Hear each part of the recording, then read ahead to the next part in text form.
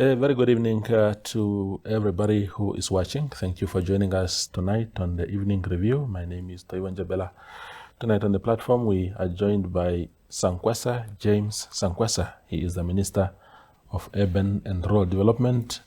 He is on the front of many battles, including a recent letter that he directed to local authorities to disassociate with debt collector RedForce, and we called in the minister to help us understand the context of that directive. Thank you, Minister, for making time. This letter on the 4th of August, you said that local authorities must not renew the contract of RedForce or even give them new, maybe the first time, a contract for the first time, because there are many economic and political challenges that come from doing so. I'm particularly interested in the political challenges that come with that. You see, political and economics cannot be divided. Yeah, fair enough. Because politics has a bearing on economy. Yeah. If you look at the fluctuation in the currency or investments, it's a factor that is affected by politics. Yeah. The moment the politics is disturbed, the whole economy is disturbed. So that's why I say it has got both challenges. Yeah. Challenge in the sense that, one, our citizens are not all working in the local authorities. Those that are not working, or those that are working, have different levels of income. Yeah. Now, if I may take an example, RedForce deals with those that are not paying their debts. If a person is struggling to pay $500 as a debt to a municipality, and they hand this over to RedForce, RedForce adds up about 15 to 20%. This is what I've been informed. Yeah. Then the bill rises from 500 to almost 700. Now, ask yourself a question. If a person cannot afford to pay 500, how will that person now be able to pay 700? How? Yet there could be a mechanism that one was going to say, is the mechanism only to give to RedForce? The answer is not. Because local authorities on their organization structures have employed debt collectors who are paid a monthly salary for debt collection. They are internal employees. They're internal employees. Yeah. Now, if the debt collection is now done by external, are these people employed fairly? Are they productively employed or not? How do they deserve the salary they're getting? Seja Vinduk says that 90% of collections are done internally, but due to capacity issues, they then give the 10% to RedForce. No, I have a problem with capacity. That's the very thing that I have a problem with. Yeah. Capacity sometimes talks about the skills of people. Capacity sometimes talks about the number of people employed. Yeah. This country has got unemployment, a very high rate of unemployment. If debt collection is done on a monthly basis, there could be an opportunity to tap from the unemployed youth and use them on a temporary basis to fill that 10%. Because that 10% is being utilized now by RedForce. How do the unemployed people benefit from the local authority then? Your directive, Minister, doesn't,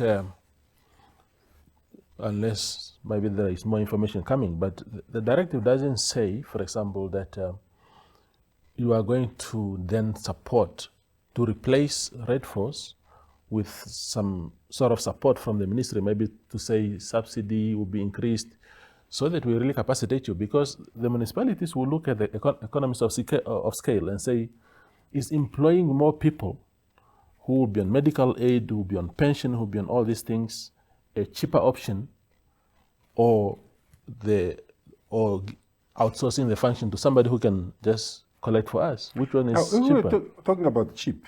For who is it cheap? The municipality. Cheap for the municipality. At whose expense? at the expense of the citizens. Is it cheap for the citizens? Because It's definitely not. There will be snowball effect. If the municipality is struggling to pay its employees, it will pass that bill to me as a resident, where they will say, look, let's increase the rates because we have many employees now that need to be paid and we don't have money, and Mr. Sankwasa is not giving us enough subsidy. What do we do? Toivo, if you are saying it will have a ripple effect, Yeah. is it not having a ripple effect now? Because that 20% that is added by RedForce, Yeah. what is it covering? Is it not a cost Yeah. to you as a citizen already? Yeah, it is, of course. So why should it be a cost now from a private company, not a municipality? So, And you see, Yeah, yeah. ask yourself, yeah. why are people demonstrating? Because they are defaulters, they're not paying their bills, they're not fulfilling their obligations. They are not necessarily defaulters. They will not praise RedForce. They will come and say it's a bad company because the company is coming after them to say do or fulfill your obligations. Not necessarily so. You see, there is what is called sabotage in politics, Yeah. where you use an underground method Yeah. to sabotage either the ruling party in this case, Yeah. or whichever party is in power. You use different mechanisms to ruffle the feathers of the voters so that they turn against the party. When you know that your objective is not necessarily to address debt, but it's necessarily to destabilize the political avenue of the political party. And I'm aware of these things. So let me put this to you, Minister. You see, what is troubling for me from your directive is that you're not addressing the principle of saying, look, I do hereby direct all local authorities to do away with the concept of outsourcing debt collection. It's a principle. You singled out a Namibian entity that they shouldn't do business. Let me say, If not RedForce, then who must do the collection? Let me be very clear here. Yeah. How many people have demonstrated against the other companies that you think are there? Why RedForce only? Because have you also asked yourself that question? Why only one company? There is something wrong with that company. it would have been any company. And to be told it's a Namibian company, that's also subject to debate. That's not subject to It's subject to debate. In the sense that you see, Yeah. there are so many foreign nationals that have come here with agendas. Yeah. Either the agenda to rent a wife and form a company qualified for citizenship. Either the I'm very serious on this. Yes, again. They sometimes use our women to get where they want to get to. But the company then could be Namibian registered, Yeah.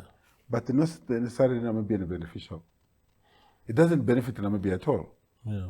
So we should be wary of these things. No, I understand. So, exactly that's what I'm trying to drive to. Yeah. So if you say, for example, debt collection, yes, are there debt collectors in the municipalities? How many of them? Have you asked yourself that question? How many are there? Yeah. In competition with RedForce, how was one company solicited? Yes, they have a track record. They actually collect a lot of money from municipalities. And when you look at your neighboring municipality and how much they have been assisted, You see, if you convinced me that they are collecting a lot of debt, yeah, then that would mean no necessity for subsidy from the ministry. Right now, yeah, nearly all the ministries, I mean local authorities, are owing NAMWATA over 3 billion. Yet we have these debt collectors, RedForce. yeah. Why is that bill so high? Why and why?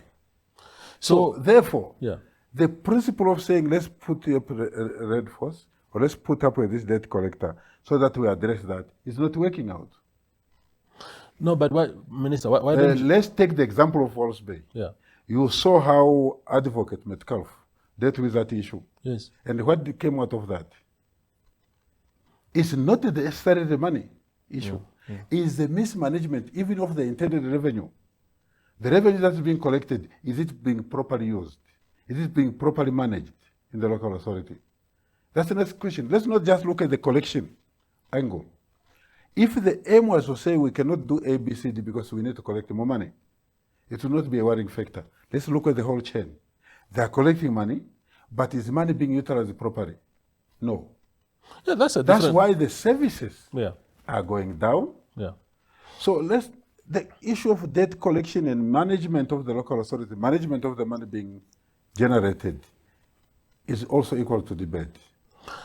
I understand, Minister. Yes. The problem is that what if a municipality like Walvis Bay heed your call on the basis of, look, RedForce contract is coming to an end, we will not renew it, but we can hire another debt collector, because the minister did not ban us from hiring debt collectors. He only has a problem with this one. And then the one that comes next is maybe even worse. You see, that's what I'm saying. The principle is more important. No, when they hire, they have to look into what was wrong with the previous one. Where did our voters, where did our citizens complain? Was that previous one, the system correct? So that when we go and hire now, whether the RedForce coming back, it should come back with a new page, not with the current system. Then we are talking about a fair play between the citizens, the residents, and the company. Yeah. But when you are more interested in profit, and the profit is, you're talking of 15%, 20%, 10%, that's too much for the people. We should be able to say, yes, I don't care whether they are going, what I'm saying is that whatever system is going to come after this directive should be fair to the citizens of this country. It should be fair. No, I agree. And right now, it's not fair. And that's my stand. It's not fair because it has crippled a lot of people economically. And to classify everybody as a bad debtor is not correct. Because even the newspaper, they say I was owing myself. I was owing the municipality when I owed them nothing. That's what they read to the newspaper say. When I owed them nothing, because you what happened, they cut off your water, and then you retaliate. You see, in that sense, what happened? This owner of RedForce came to me at Country Club, having come through a certain colleague whom he knows, Cedric Kamwe. He wanted to come and lobby me to support RedForce, and I rejected it. And the Kamwe is my witness. I rejected it. The owner. That was before or after your water has been cut off? No, my water was not cut off. That's the correct thing that we must do. The water was never cut off. What I have is my daughter staying. I don't stay in Katima, I stay in the village. I have all my infrastructure in the village, on the farm. So I don't stay in Katima, I stay in the village. My daughter is staying in that house. And after the issue of Katima's battering of vehicles and land, whatever cohorts they were working between RedForce and the Katima Town Council. They wanted to get it. They wanted to get it me, and then they wanted to see whether I'm owing the municipality any debt. They went to my daughter's house, and they cut the water, and they said she was owing $200. That's the real story. $200.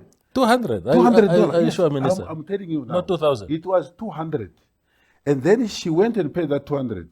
Later, after 2 hours, they came and said, no, you are owing 1.6. She called me here in Windhoek. I said, okay, I'm going to send you. I sent the money to her. She went and paid. After that, again, after 2 hours, they came and said, no, you are owing 1.7. She says, no. Bring me all the documents. They never brought the documents. To this day, they have not brought those documents. So I was never owing this company anything, even before that. The whole thing emanates from the Katima Mulilo Town Council. Issue. And now I wanted to know why RedForce was being used to hunt for Sankwasa. I think they go after everybody in No, but I was not owing. All defaulters. That's the point. That's the point. If you are following my daughter for $200, how many people were owing more than that who were followed? None that particular day. You think it was personal? Yes. So to me, I told my daughter, I said, I'll give you. But when they came back after 2 hours again for another 1.7, I said, no, now demand the documents. They must not just come and tell you to go and pay. Demand the invoices and everything. And there was nothing. So therefore, I it was the slanderers telling me that I'm owing them money. I understand. It was not correct. We'll go for a very short break and then return with Honorable Sankwasa.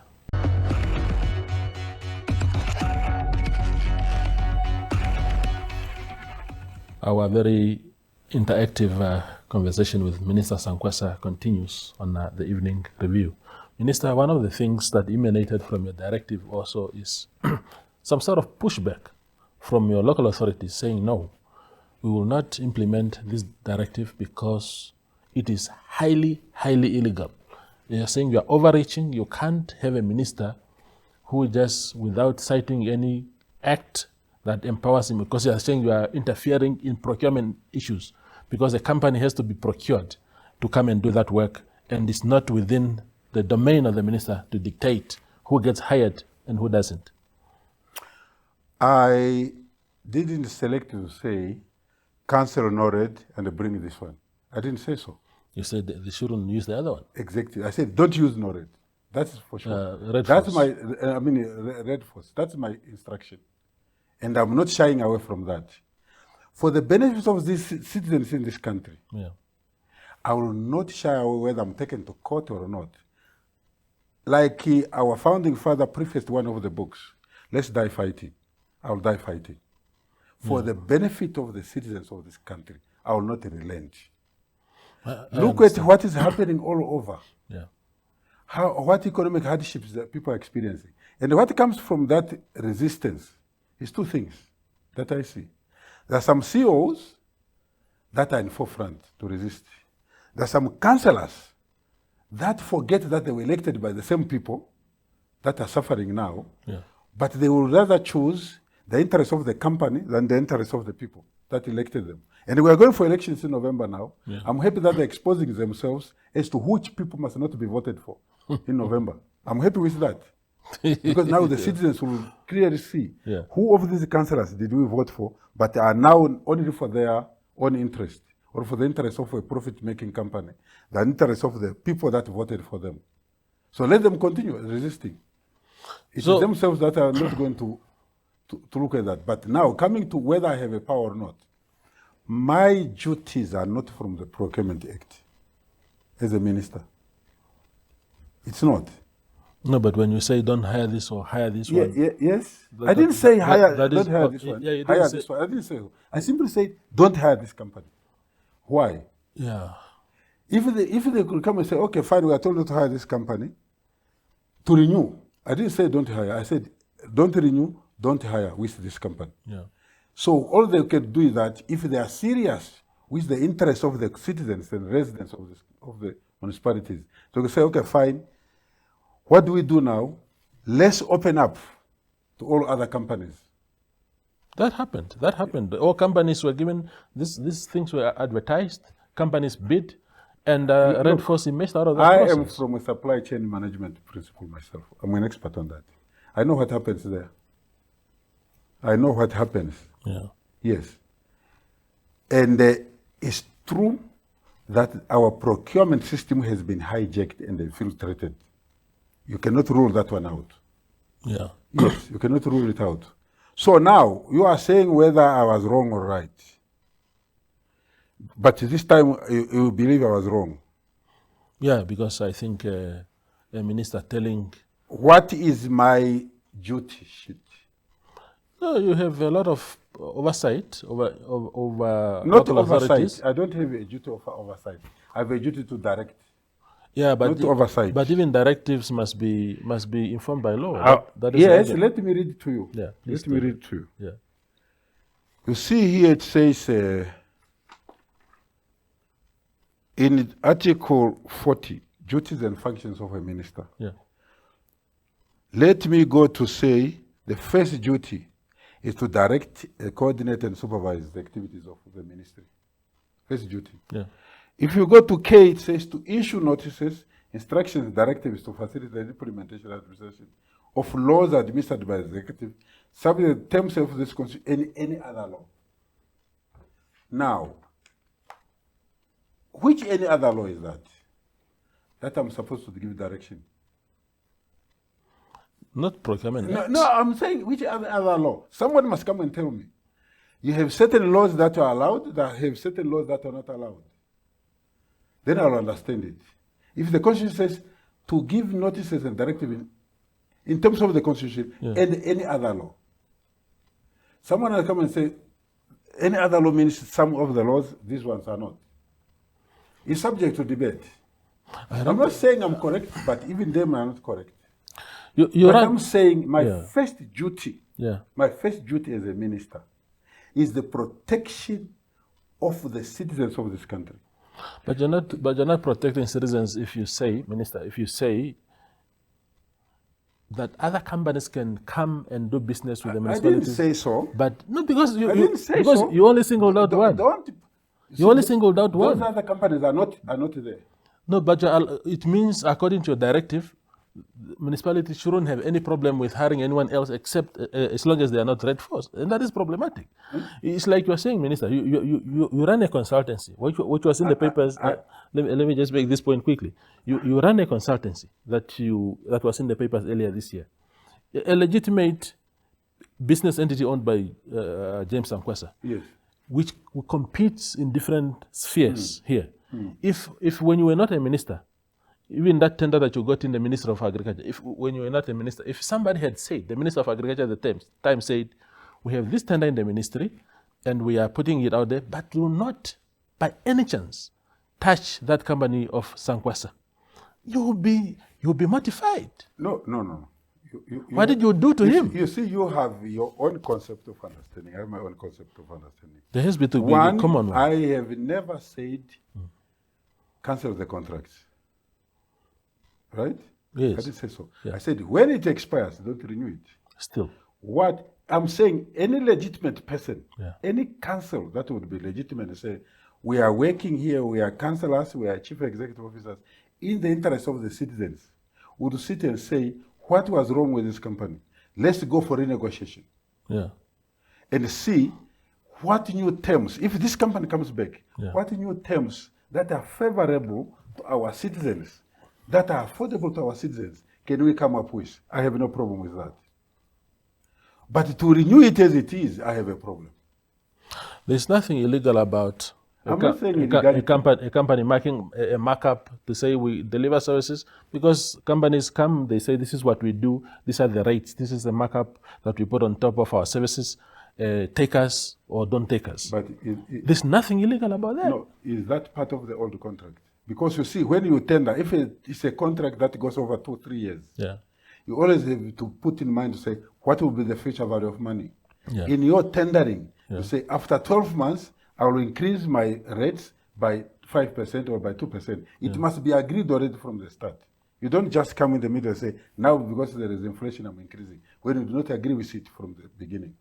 It doesn't work like that in procurement. Why doesn't Minister Sankwasa simply say to local authorities, to be fair, to say the issue of outsourcing debt collection to third parties results in citizens being charged extra money for that service. And therefore, I direct that going forward, we as a ministry are going to do our best to subsidize you, capacitate you. The concept as a whole is hereby declared null and void. Why don't you do that? First and foremost, cancel the existing contract. When it comes to an end, then we go to the drawing board. Yeah. We go to the drawing board. Yeah. If there is still a need for debt collection, we go to the drawing board. That's my stand. Then that should be should have been the directive. No. It depends how you look at it, and what you want to achieve with how you look at it. I have what I want to achieve. You want to achieve? What I want to achieve is the protection of the people in this country. Against the company that terminated your water? No. They terminated my water. Okay, let's leave it that because for our daughter's water. So I don't have a problem with that. But which was mere 200, which they had their own motive. Yeah. That's the point. They had their own motive why they did that. Yeah. And just the final question, Minister. It's election year. And your directive says this entity has caused political problems. Are you referring to the fact that, are you just trying to appease the voters using this company as a punching bag so that you can reclaim the votes that the ruling party has lost in some areas? No, that's not exactly. The objective is politics. People in this country don't eat politics. They eat bread on the table. Number two, when I say political instability, I said when we started this conversation that politics and the economy work together. They work together. And it's not necessarily that only debt must be managed. Debt is just adding salt to the injury, to the wound. Because there are still other poor service delivery, like collection of waste, road infrastructure on the streets, garbage are all over, cities and towns are dirty. Those are also, so it's not only necessarily water. No, what I'm saying is that this one has caused more of an outcry than the others. Because this one is eating directly in someone's belly. The little that a person was supposed to go and buy bread ends up being collected. Because mind you, these bills are being, instead of saying, okay, fine, who could we say? What is wrong in the municipality saying, okay, Sankwasa, you're owing us $1,000 for our water. How do you intend to settle this? Can we agree that every month towards this bill that is already accumulated, you'll be paying $100 or $200? That's happening already, and, Minister. And the new one that will be coming, you'll be servicing that. So you service both ends. It's happening already, Minister, but it's not working. That's why people go for other solutions. But is this the solution? I'm asking you now as a citizen. Municipalities are happy. No. I'm asking you as a citizen. Is this the best solution that can be done for debt collection? Citizens have rights and obligations. As a citizen, I have a right, but I also have obligations. I can't just consume water and not pay. I understand that not everybody is in a position to pay. I understand that. But if the municipality is rendered useless, then it cannot also bring water even to those of us that are paying. I will be very frank with you. The way we do things in the country requires review. The rate that people are paying for the water, just across in Botswana here, across in Botswana, what is the rate that people are paying for water? What is the rate that people are paying for electricity? We go for land. In some instances, I've asked it, you go for land here, they will tell you, we are giving this land to you at market-related price. Now we ask this municipality, from which market did they get this land from? So that they have a markup. Which market-related price are they talking about here? Because you can only charge market-related price. I bought this thing so much, I want to put up with my markup. So that's but if you got it for free, we are creating problems, and these problems we need to look into. As a country, we need to review some of the things. Yes, that must work better for the citizens of this country. Absolutely. So the fact that people are failing to pay is not necessarily because they don't have the ability. It's the rate of that is being determined.